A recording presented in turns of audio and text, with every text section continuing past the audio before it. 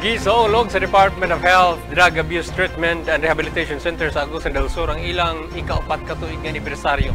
Highlight sa ilang aktibidad ang padayon nilang advokasya nga matagaan o kabatuhan o paglaom ang mga katawhang nalambigit sa gadiling droga. Si Phil Gloran sa detalye.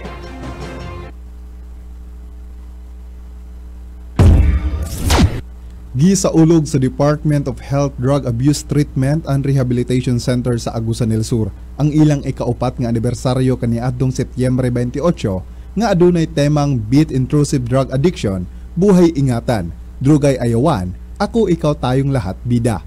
Ang maong pagsaulog kabahin kini sa padayong serbisyo sa DOH DATRC ngadto sa mga katawang nalambigit sa gidiling droga nga nahimong tulay ang health facility sa DATRC aron matabangan og mamahimo silang produktibo kung sila mobalik na sa ilang mga komunidad.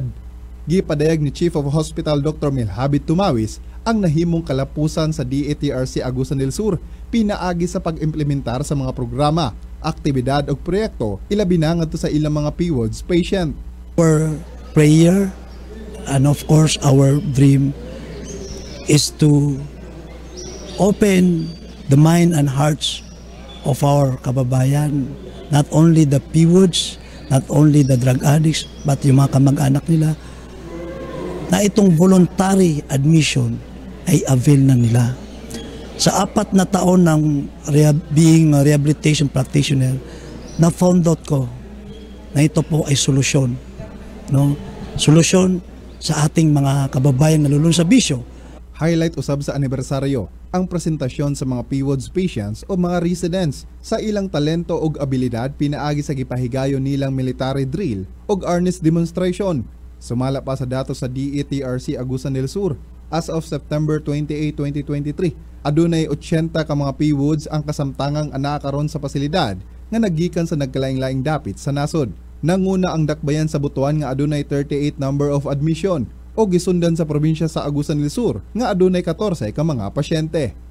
Pag-awhag ni Dr. Tumawis sa matag munisipyo sa probinsya nga makig-coordinar lang sa DATRC aron matabangan sila sa ilang mga residente nga nalambigit sa ginadiling droga. Hindi lang tayo dito sa loob, kundi lumalabas tayo. Pumunta po tayo dyan sa mga munisipyo, sa Surigao del Sur, sa Agusan del Sur, San Luis, Inatuan, Barubo, La Paz, Santa Josefa, Trento, pinuntahan po natin yan. So hindi kaya po lahat ng mga local chief executive, mga mayors, kayo po ay makipagmuha sa amin. No? Yung mga ibang mayors po nagawa nila. Kasi pag mayroon po kayong muha sa atin, no?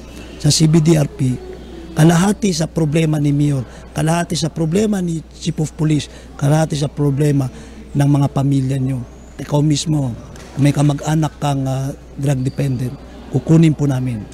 Kukunin ko, ipapasok ko sa aming rehab. Gipasabot usab ni Dr. Tumawis sa kadaghanan ang importansya sa voluntary admission ug ang sayop nga pagsabot sa kadaghanan kung ang usa ka tawo masabit para sa rehabilitation. Silang criminal liability, pag nagpa-NBI clearance ay clear po, wala pong bahid, no? So, ngayon po, yun po ang pinaka-highlights. Dapat mabuksan, ma-encourage natin, mabuksan sa isipan ng ating mga kababayan na tanggalin na ang stigma, ang masamang pananaw ng rehabilitation ay para sa mga value daw. Hindi po para sa mga addict yan.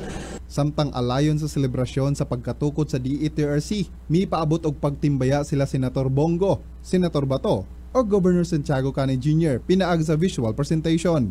Phil Gloran para sa Bayan.